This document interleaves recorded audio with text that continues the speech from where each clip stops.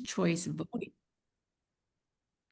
The title is What is Ranked Choice Voting and the Michigan Rank My Vote Ballot Proposal. Our presenter is Lisa Nelson. She is a Copper Country League of Women Voter member and a member of the Upper Peninsula Rank My Vote team.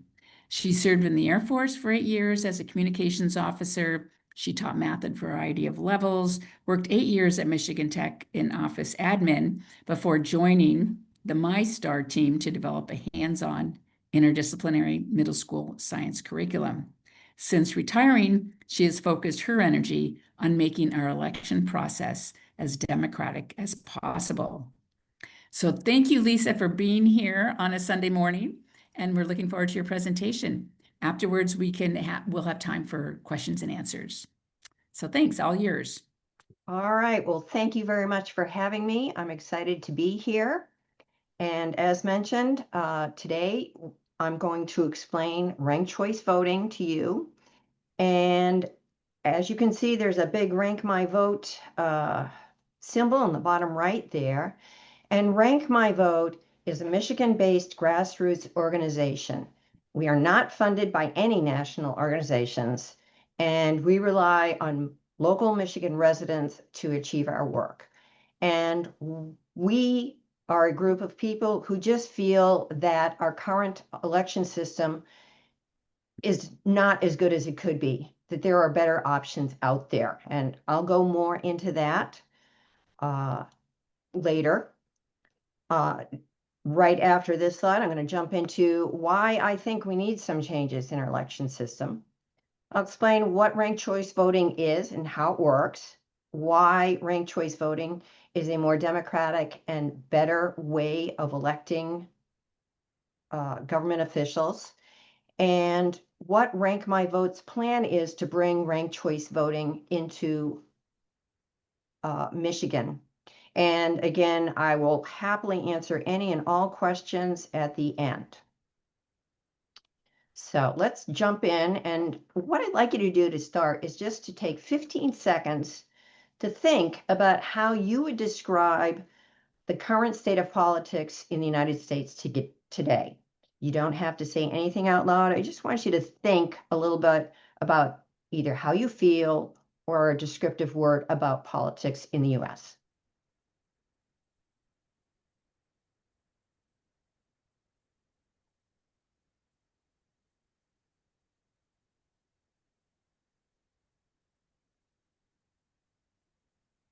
Okay, the data that you're seeing here is from a Pew study in 2024, and it includes people from across the political spectrum. So if you agreed with any of the bubbles that you're currently seeing on this slide, know that you're not alone. There are a lot of people out there that feel that politics isn't really working, and that's regardless of your particular political orientation. And I mean, some of the problems, the polarization is just dreadful. And there's so much incivility and a lack of respect and a feeling that the people who are elected don't represent their communities. And because of all this, voters are very disenfranchised. I have talked to many people who said, oh, I don't vote. It doesn't matter what I think. And I think that's really sad. And the real problem is that to win today, a candidate only needs to get the most votes. Well, let's look into this a little more closely. So if there's only 2 candidates, our current system, which is also called plurality, it works pretty well. In this instance, where there's only 2 candidates, most of the voters choose Luke from the Jedi party and he wins. But what if Princess Leia decides to run? In this case, the voters who prefer the Jedi party are split between Luke and Leia. Darth Vader wins even though the majority of voters didn't vote for him. So the current system is pretty much rigged against having more candidates. It's why we really only have 2 viable political parties, Republican and Democratic.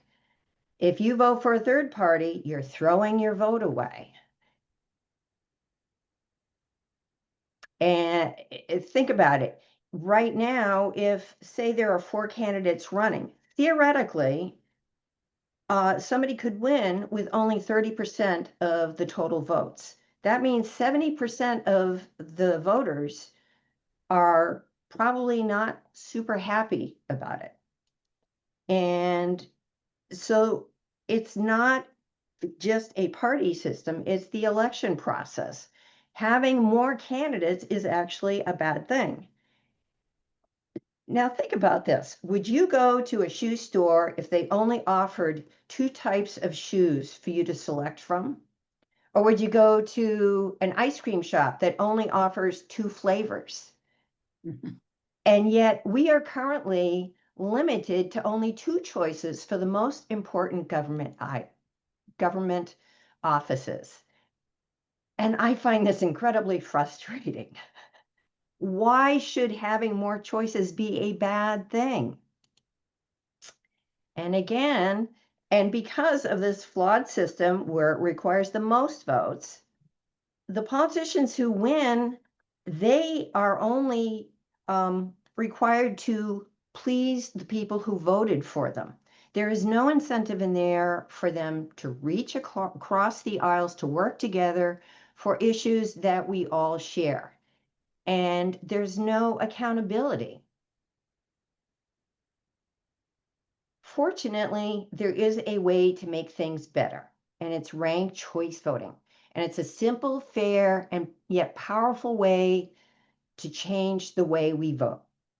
In ranked choice voting, you get to rank all of the available candidates. The most important change that ranked choice voting makes is that it requires a candidate to receive majority support to win. So rather than explain the process right now, I'm going to show you a short video, and I apologize in advance. You'll have to wait 4 seconds to get through the YouTube advertisement before we actually can get into this. So here we go. You use AI every day, but what if you built what it runs on? Okay, here we go. Pick your favorite color. The ranked choice voting. Instead of voting for just one color, you get to rank your top 3. Well, purple is the best, but if I can't have purple, I want blue. And if neither of those wins, I guess I can live with orange. Now, let's count up everybody's votes. Under ranked choice voting rules, it's not enough just to get the most votes. You need a majority. More than 50% of the votes. Purple's ahead, but it has only 7 votes. It needs at least 11 to win. So we eliminate the color in last place.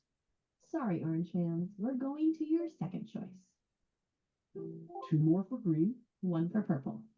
but no color has 11 votes yet. Still no majority. Bye-bye, blue. 1 more for purple, 4 for green.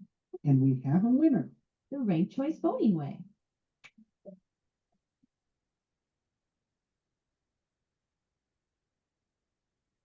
Okay, so I'm going to just take us through a different way of explaining it that will introduce some of the particular benefits to ranked choice voting. And I'm going to vote for the mayor of Candytown. And this is much closer, obviously, to what an actual ballot would look like. So I love dark chocolate, so Hershey's Special Dark is definitely getting my first choice vote. And then, chocolate with toffee, that's got to get my second choice. And out of the rest of them, well, you know, Kit Kat, it doesn't have dark chocolate, but it's still chocolate, and the Cookie Crunch is pretty good too. And I really don't like Skittles or Butterfingers at all, so I'm just going with these 3 candidates for my ballot. So again, to win, you have to have a winning majority. And here, these numbers to the side represent how many votes each of the candidates received. If you add that all up, it's a total of 1,978 total votes, which means to win, a candidate has to get at least 990 votes to win. And we don't have any candidate near that. So now to find out who is most liked, we eliminate the least liked. So Hershey's Dark is going away, but anybody who voted for Hershey's Dark, they are still in the race because now their second place votes are applied to the remaining candidates. And that's what these numbers in green represent. Going to give you a moment just to look at that. And then they're added up again. Well, so right now, because of that, we're getting closer, but no winner. So now Butterfinger is eliminated. And again, those people who voted for other candidates that are still in the race, those votes will be applied. And then it gets added up again.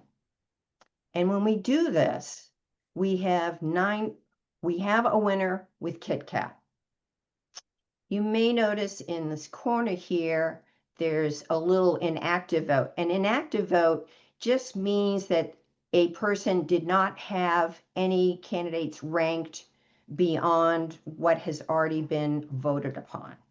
And if you have any questions, I am perfectly happy to answer them now. If you have a question about how ranked choice voting works, or we can address those at the end. Okay. Is it better, would it have been better for you to have voted for had placed votes for all 5 of them? It is certainly better to rank as many candidates as you are allowed to in a race, because that allows you to take advantage of the power that ranked choice voting gives a voter, but it isn't a requirement. So if somebody really just wants to vote for one candidate like they're used to doing, they can do that. The only problem is that if their favorite candidate doesn't win, then they no longer have any input into the following candidates who gets elected.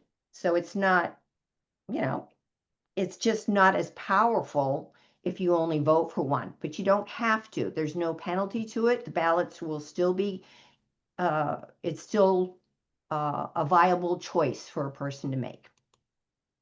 Okay. So why is ranked choice voting better? Well, remember, under plurality, if we have 2 candidates, it works pretty darn good. The majority wins. But the more choices there are, the more likely it is that somebody is going to win with less than a majority. So majority loses. Not so great. And with ranked choice voting, it works about the same. But when there are more candidates in this situation, for instance, under ranked choice voting, well, Luke got the fewest, received the fewest amount of first choice votes. So he's going to be eliminated. And those people probably end up voting for Leia because they're all part of the Jedi party. And now we have a majority winner. So it keeps majorities from being split. It also has benefits in the campaigns because to win that broad voter base, that majority, you can't be disrespectful to the voters who are in an opposing or a different political party. They're not going to vote for you because you really want to get those second and third choice votes. That can make the difference between winning or losing. So there's a built-in incentive to work with voters throughout the community. But under our current system, there is no incentive to work with viewpoints. Opposing voters are worth 0 to them. Ranked choice voting also leads to elected officials who are therefore more willing and able to compromise once in office. And I personally think that there is a lot more commonality that's out there that could be expressed if we were all given a chance to allow for that. And this really truly is a nonpartisan reform. We're not doing this to make sure Democrats, Republicans, Greens, Libertarians, or any particular party wins every single election.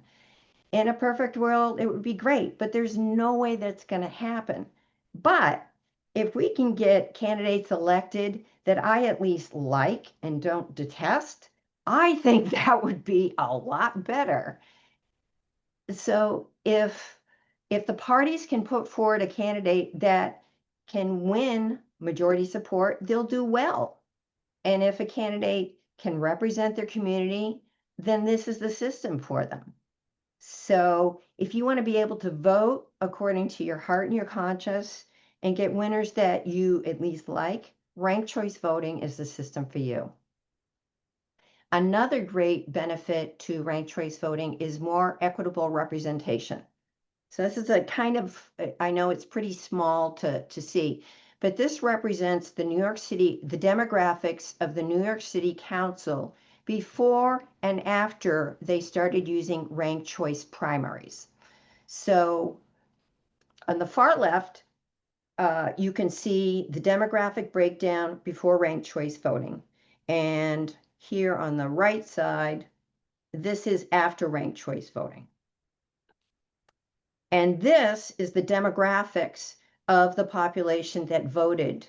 And as you can see, with ranked choice voting, the demographics of the New York City Council is much more closely aligned to the population. And you can see the proportion of representatives of color immediately increases.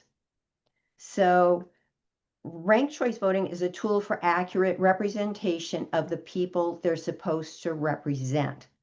And diverse communities can more often elect candidates that represent their interests. You know, recently they had the big New York mayor contest, and for the first time, a socialist mayor was elected.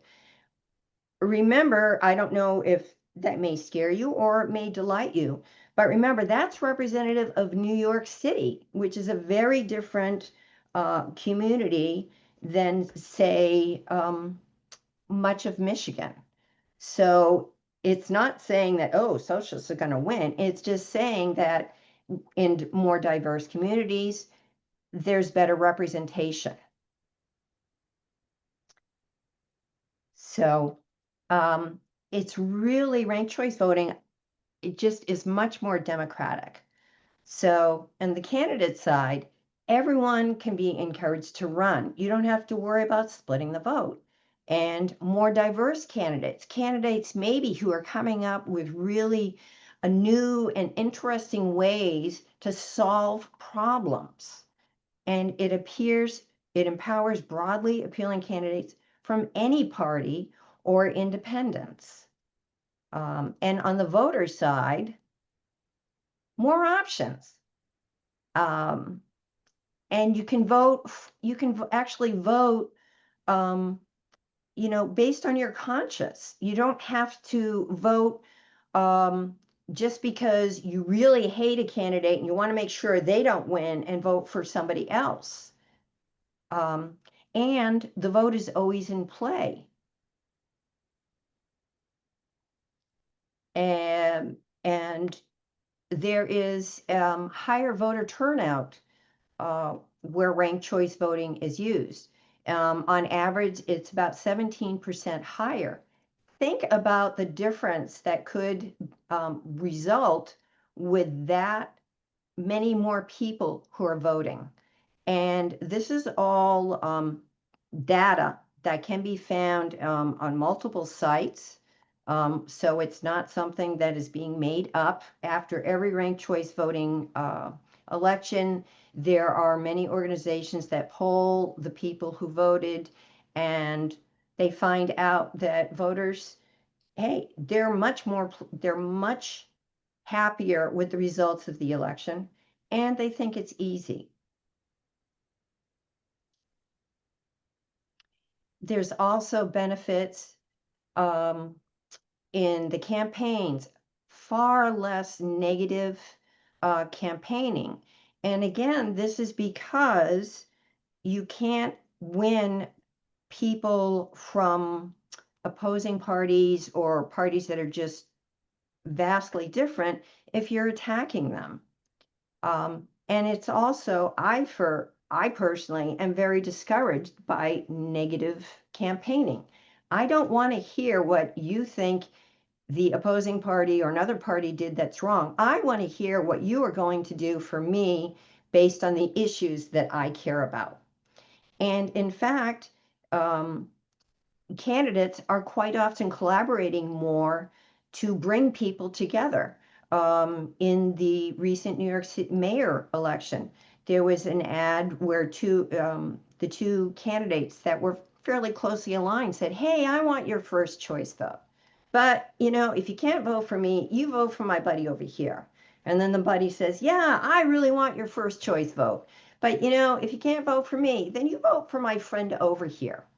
So it's less about personal attacks and more about issues and collaboration, because they need that second and third choice rankings. So let's take a look at the benefits, or a side-by-side comparison. So understand that we know that ranked choice voting is a change, and with any change, there needs to be education and training. And so after that training has been done and voters are educated about how it works, people think that it's easy, just like the current system. And there is comparable levels of ballot spoilage. The hand count, again, once our city clerks and election officials get the training on it, it really isn't any more complicated than it currently is. And you get a timely official ballot count. The only negative drawback to ranked choice voting is there's going to be a cost to implement it. However, the estimated cost to implement would be $7 per voter over 2 years. That's not chump change, but on the other hand, if we want our system to work better, we have to be willing to pay something. And I personally think that having a better, more democratic system is worth the cost to implement.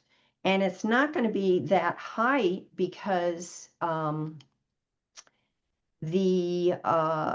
for instance, the electronic systems that we use, they all have software to accommodate ranked choice voting. So it's not a big cost. And on the other side, for ranked choice voting, well, you don't have to worry about the spoiler effect. You have more positive campaigns. You have more candidates to choose from, and you can vote with your conscience. It requires a majority support, and it's harder to game the system. Ranked choice voting is currently in use in Maine and Alaska. And it's actually, I need to update this slide. It's actually being used in, I think it's up to 76 cities throughout the United States.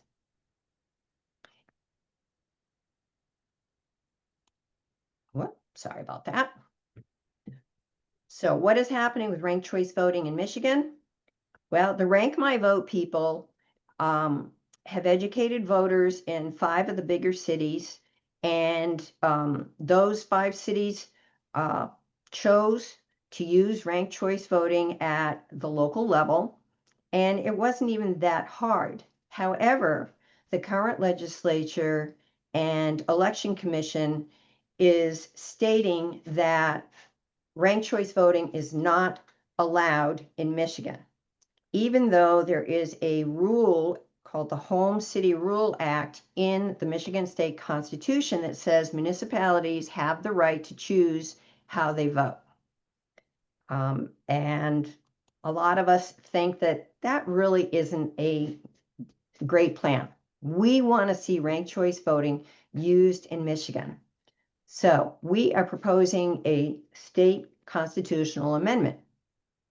And it's going to require the use of ranked choice voting in the presidential election, and for the governor, and in across our federal elections for the U.S. Senate and House, and also the top 4 state level, Secretary of State and Attorney General.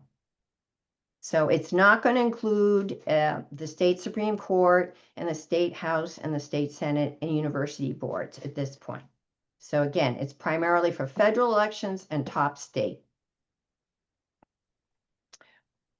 And the first, one of the things it's going to do is allow local municipalities to choose to use ranked choice voting if they want to, and they don't have to.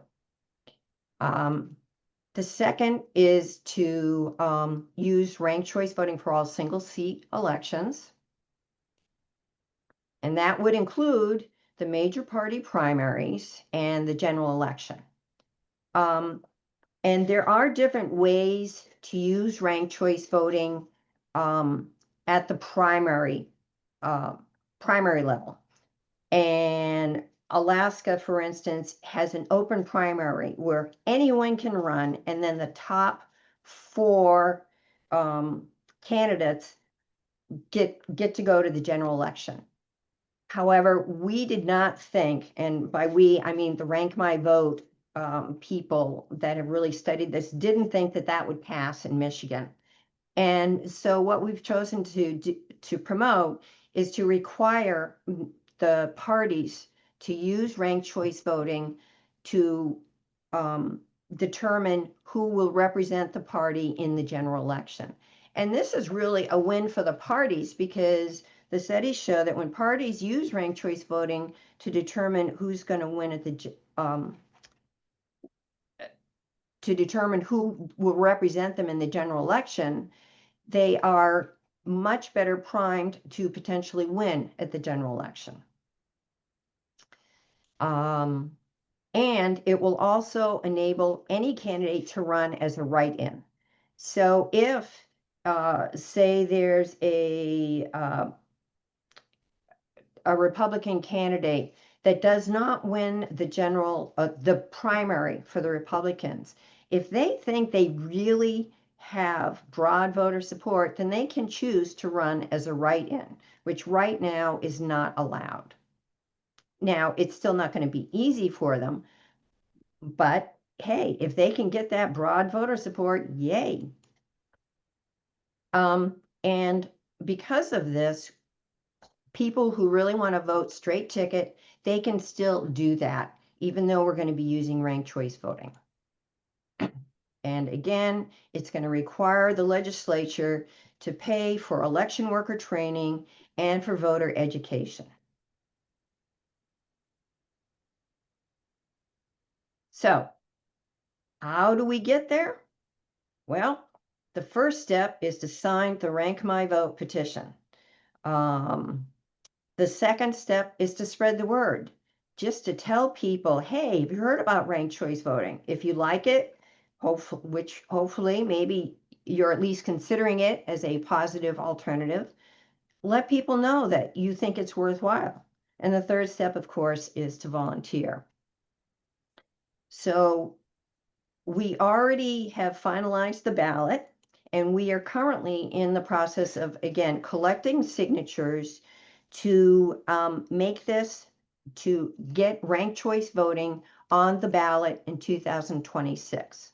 And we need approximately 611,000 votes to get it on the ballot for all Michiganders to vote on it next year. We have until, I can't remember the exact date, but it's early, we have until early January to meet the requirement to get this on the 2026 ballot. And then, of course, once it's there, then we need 2,200,000 voters to approve the ballot to get ranked choice voting in. So if you want to know where you can sign the petition, one of the ways is if you go to the Rank My Vote website, in the upper right-hand corner, you will see circled in yellow here, a Where Do I Sign button. And if you put in your zip code, it will list places where volunteers like myself are going to be so that you can sign the petition.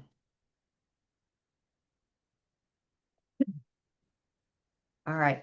I'm just going to give you one final appeal over why I love ranked choice voting so much.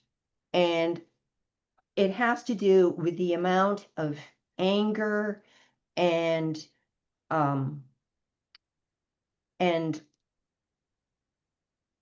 the way the current system does not promote working together to solve problems.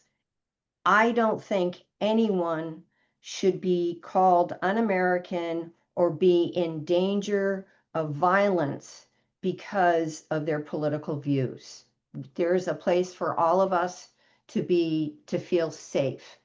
And I think one of the reasons there's so much anger is because people feel like they are not being listened to. Our current political system is not giving them the choices or making them feel heard.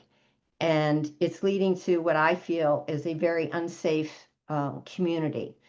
And ranked choice voting is not going to solve all the problems. I'm sorry, I wish it would, but there is no magic wand that is going to do that.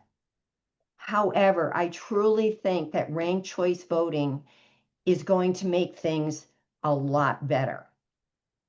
And I think that's something that we all would like to see, hopefully. At this point, I encourage you to ask your questions and feel free to be as hard-hitting as you want to be. My goal is not to convince you as much as to let you know that there's a system out there and encourage you to learn about it yourself, because I think if you do, you'll be supportive.